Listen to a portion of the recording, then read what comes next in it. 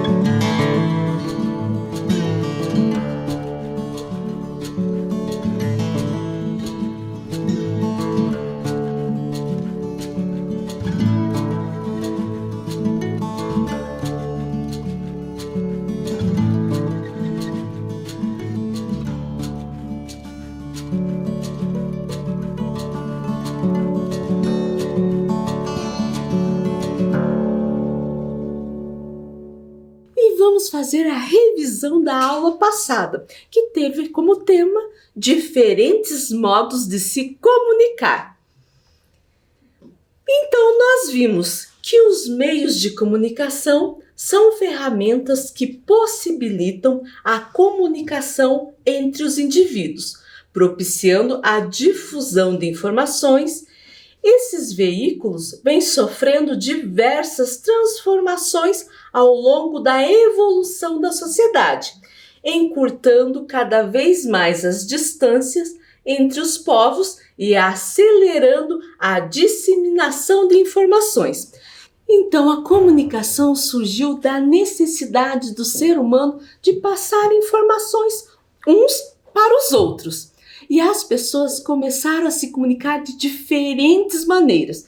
Vimos na aula passada, se comunicavam por sinais, por fumaça, gestos, sons, até surgir a escrita, com os primeiros desenhos nas cavernas. E daí surgiu os hieroglifos, lá no Egito, que era aquele, de vez de ser letra, era desenhos que representavam palavras. Lembram disso? Que não devia ser fácil desenhar dessa maneira, né? Escrever dessa maneira. Daí veio o alfabeto na Fenícia e na Grécia. E hoje nós temos diferentes meios de comunicação, certo? Vimos também como funciona o telégrafo, a combinação de pontos e linhas que permite transmitir informações, transmitir mensagens. E quem recebe essa mensagem recebe um telegrama. E comparamos como eram os meios de comunicação de antigamente e de agora. E também vimos os meios de comunicação individuais, que é uma ferramenta que possibilita o contato e a informação entre uma pessoa ou outra, ou para grupos restritos, e também os meios de comunicação social ou em massa, que possibilita transmitir informações entre várias pessoas. E ali a gente tem um exemplo, né? O individual, como a carta e o celular, e o social ou em massa, como a televisão e o rádio, certo? E hoje nós vamos começar de uma maneira diferente. Vamos começar com adivinhas. O que é que salta, dá um espirro e vira pelo avesso? Você sabe o que é? É a pipoca. O que é? Que tem escama, mas não é peixe. Tem coroa, mas não é rei. Aí esse tá fácil, né? É o abacaxi. Mais um. O que é? A galinha no choco. Cachorro late. Esse tá difícil, mas é só pegar o finalzinho. Vira chocolate. Mais um. Qual é o rei dos queijos? Pensa aí. Não sabe? Olha a pista, olha a imagem. Agora ficou fácil. É o rei queijão. Opa, mas não é assim não. O certo de escrever é requeijão. Mas para fazer entrar na brincadeira, né? O rei queijão. E o último, o que é gostosa, mas não tem gosto. É bonita, mas não tem cor. Não conseguiu adivinhar? Vou dar uma pista. Olha a imagem. A água. E o que tem a ver? A pipoca, o abacaxi, o chocolate, o requeijão e a água. Todos eles são alimentos. Hoje o nosso tema vai ser a alimentação. Mas daí você vai me dizer, professora, a água é um alimento? A água é essencial para a nossa vida. Ela é responsável pelo funcionamento do organismo. E é um alimento e também um nutriente. E a Vivi veio falar o número da aula e o tema. Aula 15, diferentes modos de se alimentar. Então pegue lá o seu caderno ou a folha, escreva a data que você está assistindo a aula 15, História, e nós vamos escrever só a alimentação para ser mais rápido, certo?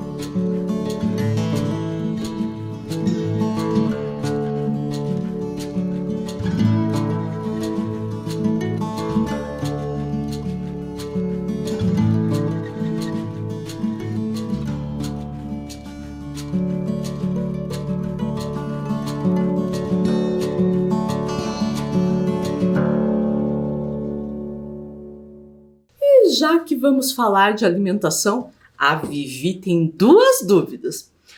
1. Por que precisamos nos alimentar? 2. Se não nos alimentarmos, o que pode acontecer? Então, a primeira, por que a gente precisa se alimentar? Os alimentos são fontes de energia e uma necessidade básica do ser humano. E tem a ver com a segunda. E se não se alimentarmos, a falta de alimentação ou uma má alimentação pode resultar em um mau funcionamento do nosso organismo, nos deixando até doentes. E agora eu quero saber de você. Desenhe ou escreva o que você mais gosta de comer e beber. Eu vou dar um tempo para você fazer essa atividade, certo?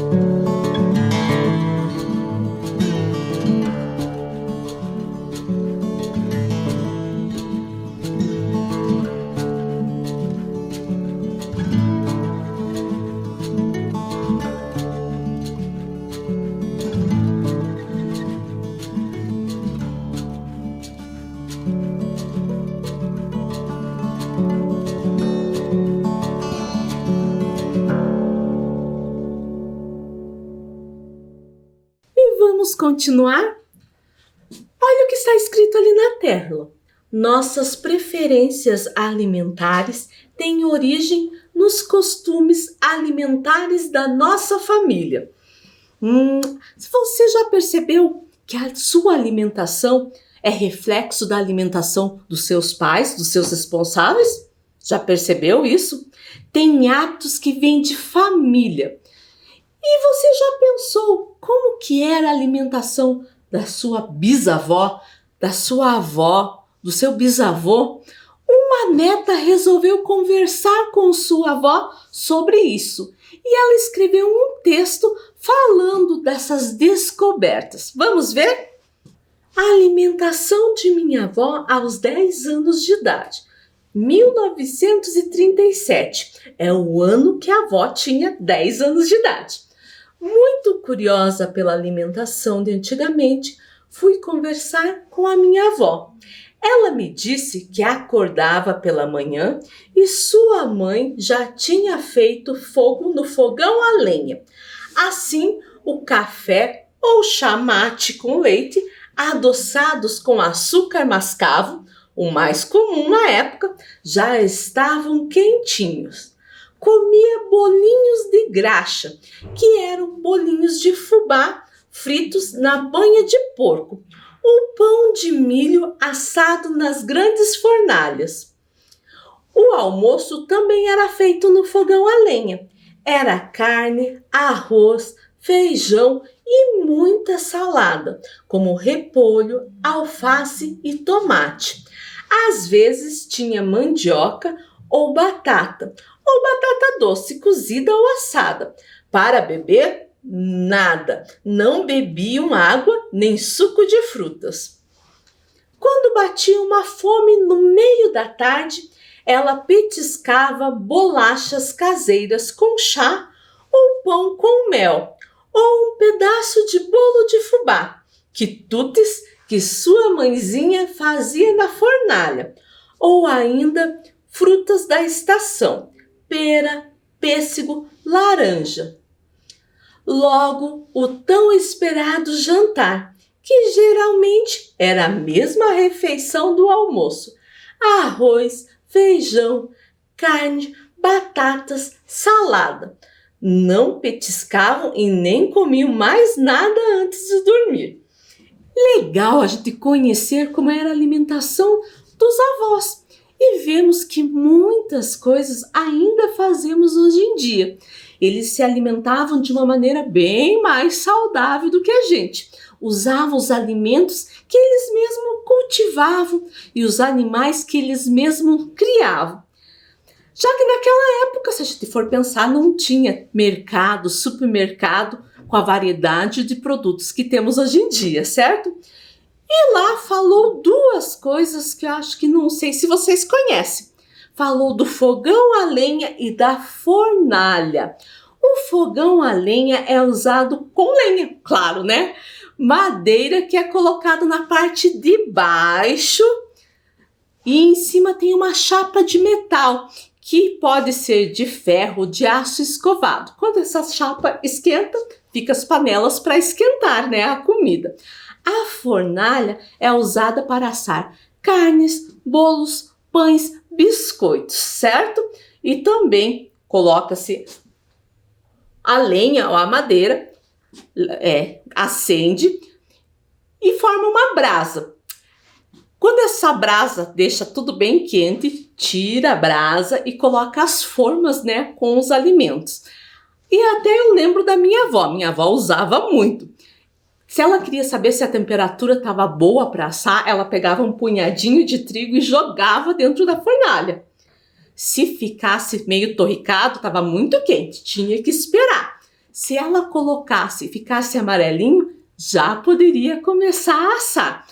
E esses tipos de fogão a lenha, fornalha, hoje em dia ainda são usados. Tanto que essas fotos são fotos que eu tirei na casa dos familiares que eu tenho no sítio, certo?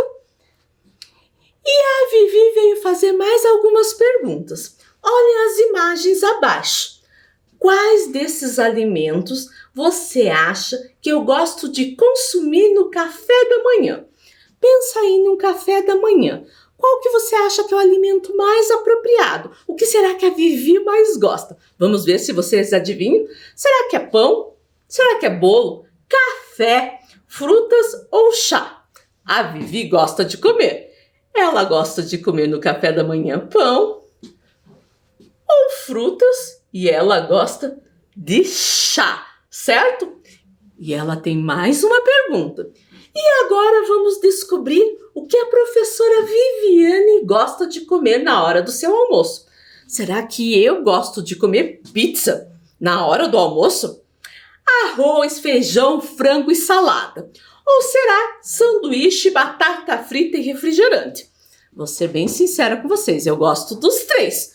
Mas na hora do almoço, o alimento mais adequado é o arroz, feijão, frango e salada. Esse é o que eu mais gosto de comer. E a Vivi tem mais uma pergunta. E para jantar, qual opção você acha que eu mais curto? Será que a Vivi gosta de arroz, feijão, frango e salada, sorvete ou sopa de legumes?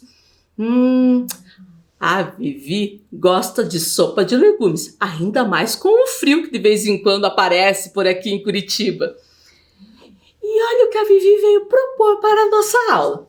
A história do homem se confunde com a história da alimentação. Vamos conhecer e aprender mais? Vamos sim?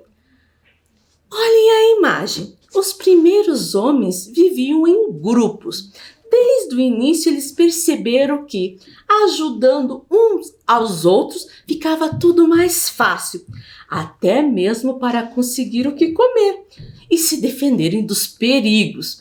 O grupo não permanecia muito tempo em um mesmo lugar. Eles eram nômades. Eles mudavam de um lugar para o outro, principalmente quando eles percebiam que o alimento começava a faltar. Faltou naquele lugar, eles iam para outro, certo? As pessoas conseguiam os alimentos através da caça de animais silvestres, como aparece ali na primeira imagem. Vemos eles caçando um mamute, que parece um elefante, só que muito grande e peludo. Esse animal ele serviria para alimentar o grupo.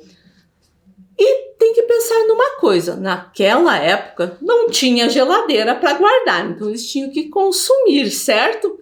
Também através da pesca e da coleta de alimentos como frutas silvestres, sementes, ovos, raízes e até mel, certo? Com a descoberta do fogo, eles aprenderam a cozinhar o seu alimento, principalmente a carne dos animais. E isso acrescentou sabores e texturas diferentes ao que se consumia. Tanto que até hoje nós usamos o fogo para cozinhar os nossos alimentos. Com o tempo as pessoas perceberam que nasciam novas plantas das sementes que caíam na terra. Escolhendo aquelas que podiam produzir alimentos, passaram a plantá-las, tornando-se agricultores, e seu modo de viver também foi modificando. Também eles aprenderam a criar animais para utilizarem a carne e a gordura para alimentação. Também a vaca, cabra, que fornecia o leite para o alimento deles, certo? Com o tempo, as pessoas foram encontrando boas terras, fixando suas moradias e criando aldeias, principalmente perto dos rios, que auxiliavam nas plantações e também na alimentação através da água.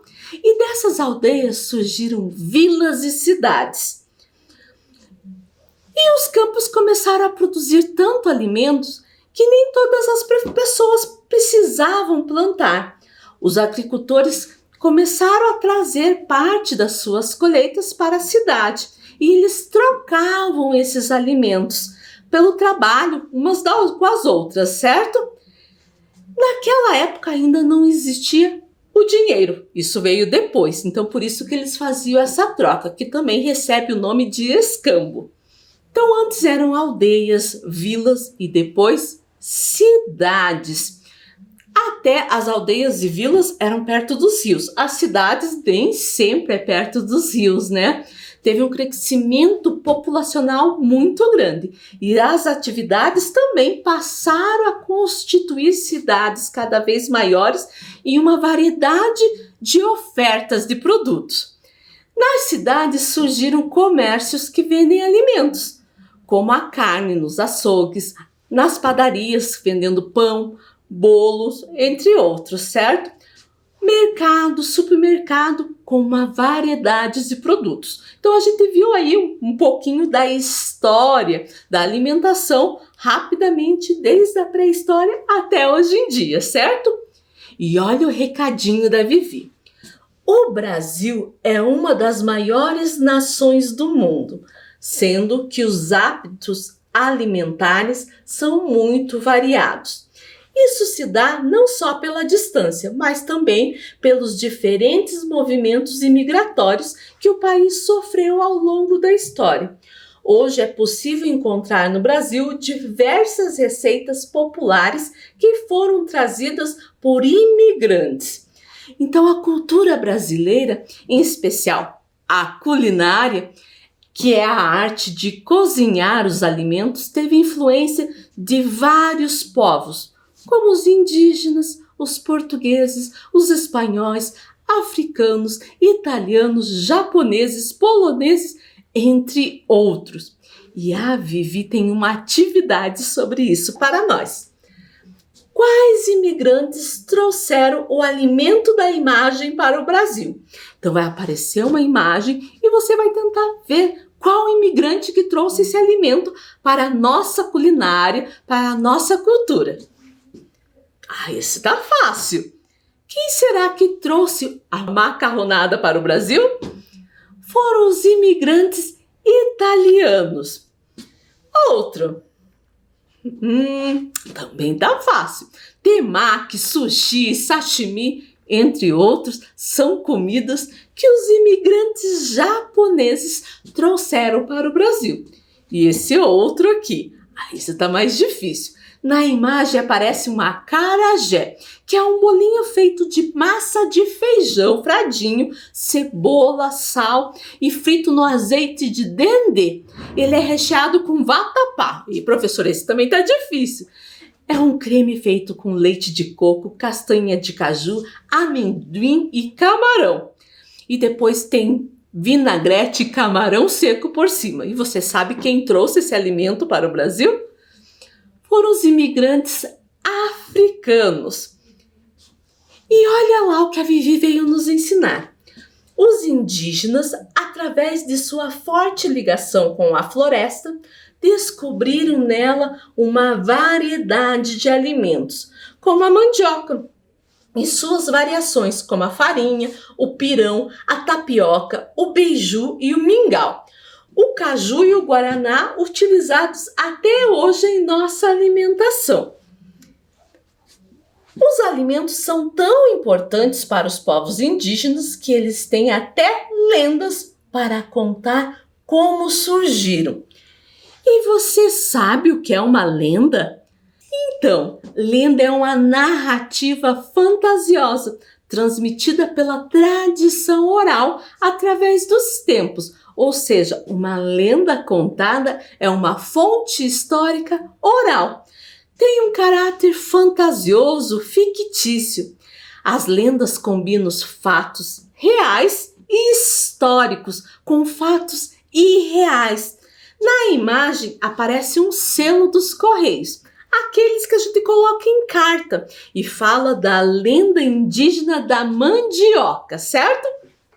A lenda da mandioca a gente já conhece. Agora nós vamos conhecer outra. Nós vamos conhecer a lenda indígena da origem do milho. E essa lenda, ela foi contada e ilustrada pelo autor guarani Ronaldo Antônio Barbosa. Vamos conhecer? Em um lugar bem distante de tudo, havia uma aldeia onde não se tinha muitos recursos. Lá também morava uma família que todos consideravam diferente, porque tinha um filho de pele branca e cabelos amarelados, com o nome de Avachim. O tempo foi passando e aquele menino foi crescendo e logo se tornou um adolescente. Todos da aldeia não gostavam dele porque ele era diferente. No momento em que ele entrou na fase de querer casar, ele se apaixonou pela filha do chefe da aldeia. Mas o chefe não deixou ele ficar com a filha dele, porque sua aparência era diferenciada dos outros. O tempo foi passando e o jovem estava gostando cada vez mais da moça e ficou muito triste por não deixarem casar com a filha do chefe. Cada dia ele ficava mais triste. Todo o tempo ele rezava para que Nhanderu, Deus ou Criador, fizesse que todos gostassem dele. De tanta tristeza, ele morreu.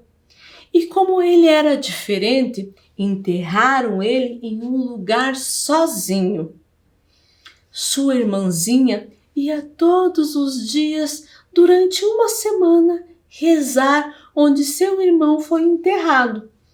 Com o tempo, deixou de visitá-lo diariamente. Passando um tempo, ela resolveu ir visitar e rezar para o seu irmão. Chegando no local onde seu irmão estava enterrado, ela viu que no local tinha nascido umas plantas que ninguém tinha visto naquela região e chamou toda a família para ver. Depois de uns 3 meses, aquelas plantas estavam com uma espiga de um tipo de semente que ninguém tinha visto em lugar nenhum. Toda a aldeia foi para ver as novas plantas, que serviram para alimentar a todos. Com as sementes fizeram plantação. E Avachim, que tinha pedido para Nhanderu, Deus ou Criador, gostar deles, todos começaram a gostar. E em todo o território guarani conhecem o milho, certo? Então, vemos mais uma lenda, a lenda do milho, certo? E a Vivi trouxe uma ideia aqui para nós. Vamos fazer a dobradura do milho? Para isso você vai precisar de folha branca ou colorida. Você pode até escolher folha parecida com a cor do milho. Eu vou dar um tempo aí para você deixar esse material bem perto de você.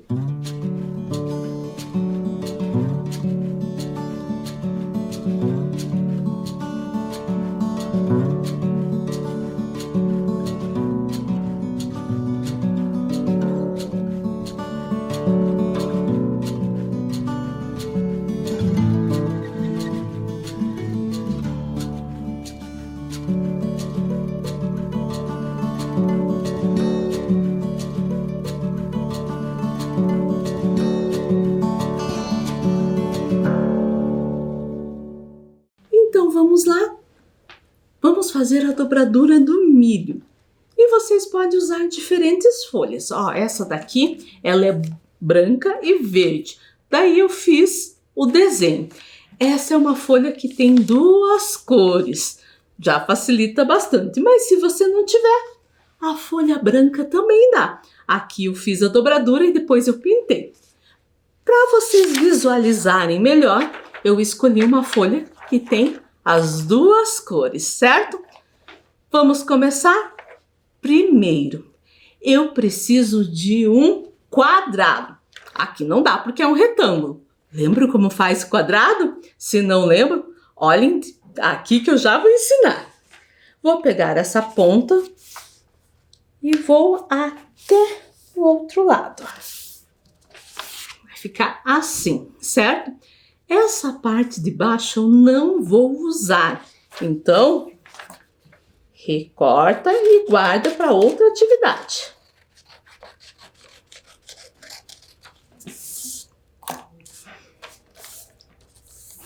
Agora eu vou abrir. Ficou uma linha aqui no meio. Vou puxar os cantos para esse meio. Primeiro de um lado, depois do outro. Assim, certo?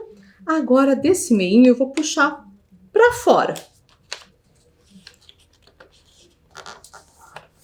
Dessa maneira. Primeiro de um lado, depois do outro, no mesmo tamanho que eu fiz do outro lado. Agora essa parte aqui de baixo eu vou dobrar para cima. Ó, tava assim, dobrei para cima. Vou fazer dos dois lados. Certo? Agora eu vou virar e vou dobrar esses cantos para o meio.